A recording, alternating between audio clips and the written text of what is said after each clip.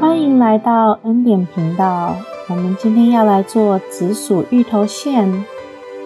如果有看我上礼拜芋头酥影片的人，我用的就是紫薯芋头馅。首先我们来准备食材，我这里有400克的芋头和500克的紫薯，把它切成细片，这样子比较容易蒸熟。那其实芋头和紫薯的比例可以按照个人的喜好来做调整。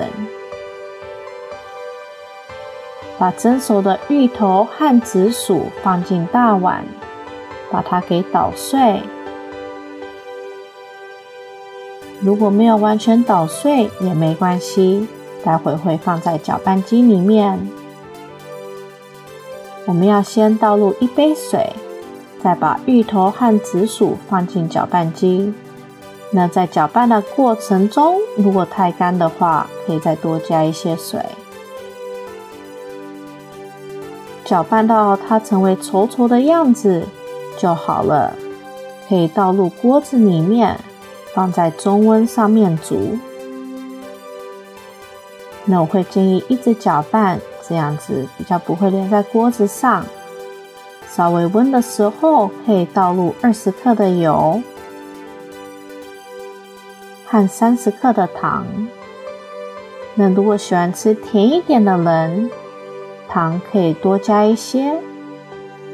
把它搅拌到稍微可以成型就好了。那我们要把煮好的芋头馅放进碗里面。如果没有要马上用的话，我会建议用保鲜膜紧紧的封住，这样子馅比较不会干。